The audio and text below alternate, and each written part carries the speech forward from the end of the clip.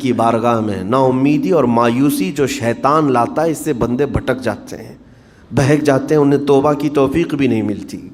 اسی لیے میرا مولا فرماتا انا عند ظن عبدی بی، رب تعالیٰ فرماتا میرا بندہ میرے بارے میں جیسا گمان کرتا ہے میں اس کے ساتھ ویسا سلوک کرتا ہوں۔ تم کیا گمان کرتے ہو؟ وہ سخت پکڑ کرے گا، ابھی مار ڈالے گا۔ وہ غفار ہے، قہار ہے، جبار ہے، لیکن ساتھ میں وہ ستار بھی ہے، وہ رحمان بھی ہے، رحیم بھی ہے۔ اگر رب تبارک و تعالیٰ ہر چیز پر پکڑ کرتا تو ہمارا تو جینا ہی نہیں تھا، یہاں پر اتنے گناہ ہو چکے۔ اور وہ رب تعالیٰ فرماتا وسعت رحمتی کل شیء، میری رحمت نے ہر چیز کو گھیر رکھا ہے۔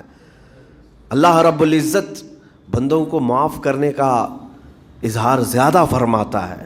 اور جانتے ہیں آپ، گناہ جب عام ہوتے ہیں، میں آپ کو اپنے گھر کی بات بتا دوں، میرے گھر میں آپ 4 دن کے مہمان بن کر کے آئے ہیں، کبھی میری کھڑکی توڑ رہے ہیں، کبھی دروازہ توڑ رہے ہیں، کبھی ہمارے گھر کے برتن پٹک رہے ہیں، کبھی فرشی اکھاڑ رہے ہیں، کب تک برداشت کروں گا؟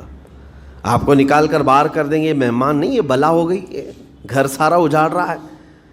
ایک چیز پر چھوڑ دیا جائے، 2 چیز پر چھوڑ دیا جائے، یہ انسانوں کی فطرت ہے، انسانوں کی فطرت۔ لیکن رب کائنات اپنی کائنات میں ہم بندوں کو اتارا ہے، ہم نے کیا نہیں بگاڑا اس نے؟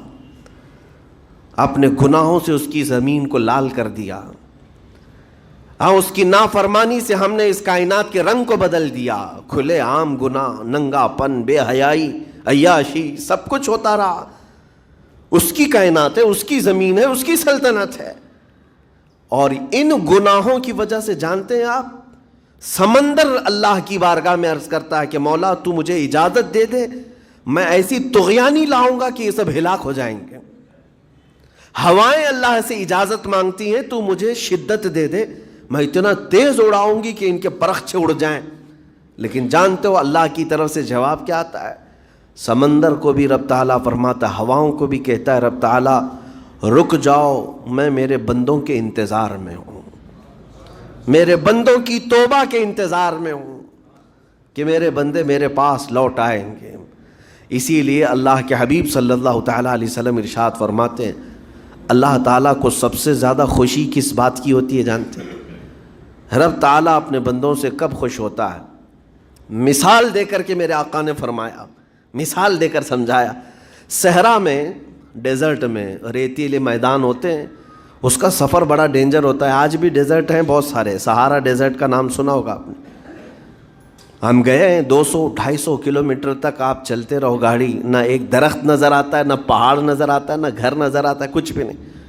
اس طرف میدان ریت کا اور آسمان لگا ہوا دکھتا ہے، ادھر بھی آسمان، تنہا ہم اکیلے نظر آتے رہتے ہیں۔ صحرا کا جو سفر ہوتا ہے بہت کٹھن ہوتا ہے۔ نبی پاک صلی اللہ تعالیٰ علیہ وسلم مثال دیتے ہوئے ارشاد فرماتے، ایک بندہ اپنی اونٹنی لے کر، اس پہ ساز و سامان لے کر کھانے پینے کا صحرا کے سفر پر تھا، اور صحرا میں کھانا پانی بہت مقدار میں لی جاتی ہے کیونکہ کچھ ملتا نہیں، اور جلد سے جلد وہاں سے سفر گزار کر کے آنا۔ ایک بار اگر راستہ بھٹک گیا موت ہو جاتی، وہاں پہ راستہ ملے گا نہیں، جس طرف بھی جاؤ تو لگے گا سیدھا ہی چل رہا ہوں، ڈائریکشن ہی نہیں پتہ ہوتے صحرا میں۔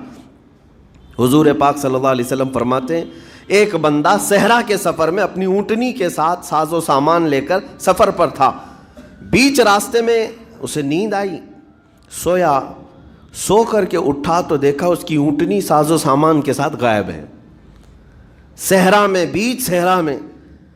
اب جو سواری تھی وہ غائب ہے، کھانا پانی تھا وہ غائب ہے، کچھ نہیں ہے ساتھ میں۔ گھبرا گیا، پریشان ہوا، اپنی اونٹنی کو ڈھونڈتا ڈھونڈتا تھک گیا، کبھی ادھر کبھی ادھر، کبھی ادھر کبھی ادھر، ہر جگہ کہیں کوئی نشان نظر نہ آئے۔ اور جب سواری نہیں ہے تو اب کئی 100 کلومیٹر کا بغیر کھانے پینے کے کیسے سفر کرتا؟ تھک ہار کر کے دوسرا دن ہو کہ تیسرا دن ہو، ایک جگہ وہ بندہ سو گیا، پھر سے سو گیا، اب راستہ بھی نہیں ملتا۔ سویا تو نیند سے اٹھا جب تو دیکھا اس کی اونٹنی بھی موجود ہے، اس کا ساز و سامان بھی ہے۔ یہ مثال ہے۔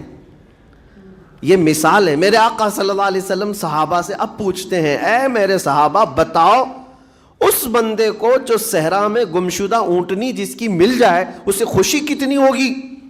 صحابہ کہتے ہیں یا رسول اللہ اس کی تو جان میں جان آ گئی ہوگی, کیونکہ وہ جانتے تھے صحرا کا سفر کیا ہوتا ہے.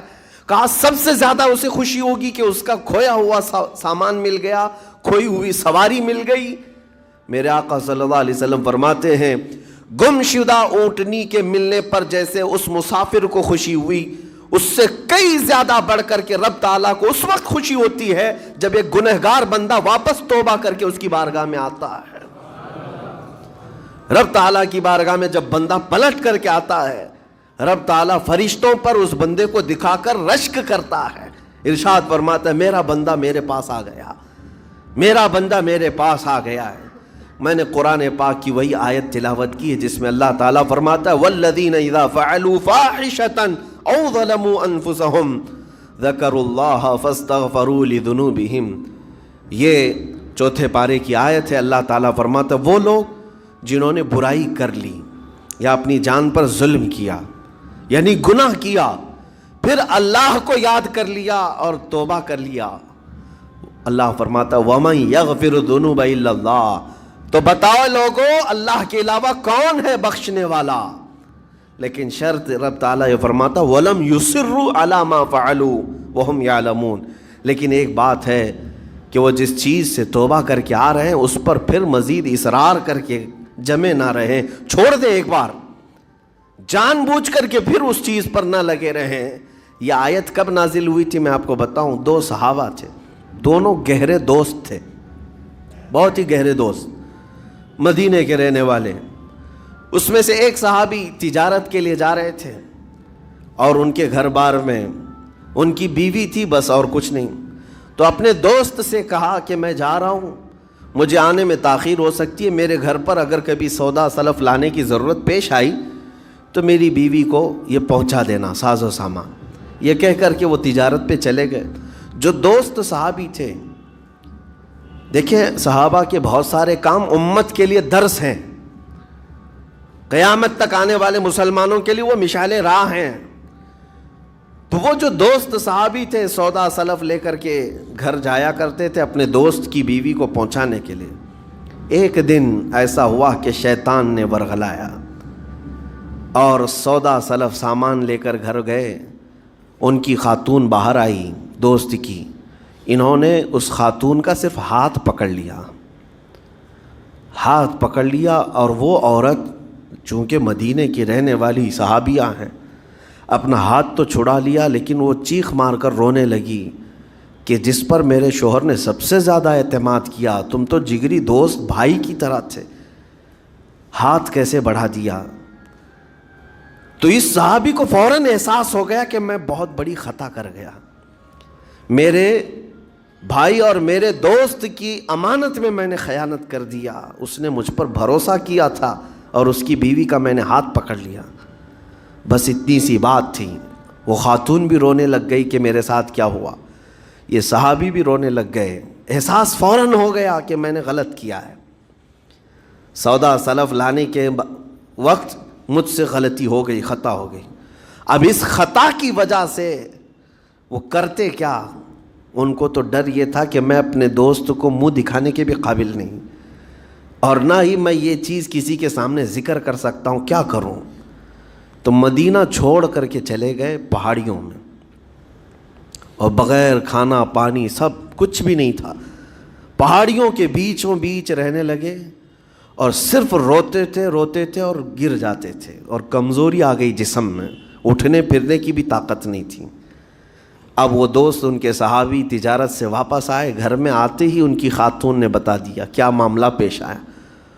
وہ بہت جلال میں آئے اور کہا کہ میرا دل ٹوٹ گیا, آج میری کمر ٹوٹ گئی, جس کے ساتھ ہم نے پوری زندگی بتائی آج اس نے میری عورت کے ساتھ ایسا کیسے کیا. بہرحال انسان ہے, خطا ہوتی ہے, انسان ہے, بھولنا اور خطا کرنا اس کی عادت ہے. اب ان کو دل میں تو بہت تکلیف ہوئی, کروں کیا, لیکن وہ صحابی تھے, انہوں نے کہا یہ معاملہ سیدھے حضور پاک کی بارگاہ میں رکھتا ہوں.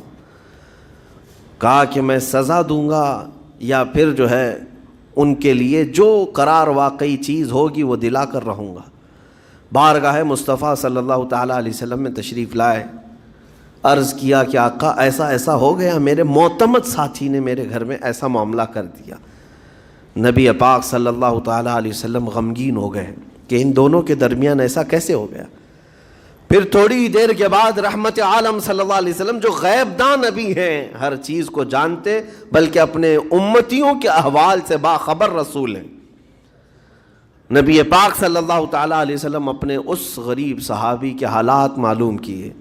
پتہ چلا کہ وہ تو گھر بھی چھوڑ دیا، مدینے بھی چھوڑ دیا، پہاڑیوں میں جا کر کے پناہ لے کر کے اکیلا تنہا رہ رہا ہے۔ اللہ کے نبی صلی اللہ تعالیٰ علیہ وسلم اپنے اس غریب امتی صحابی کے حالات معلوم کرنے کے بعد اللہ کریم کی بارگاہ میں عرض کرتے ہیں کہ مولا تو فیصلہ سنا دے۔ اللہ تعالیٰ نے آیت نازل فرمائی، جو آیت میں نے آج آپ کے سامنے تلاوت کیا۔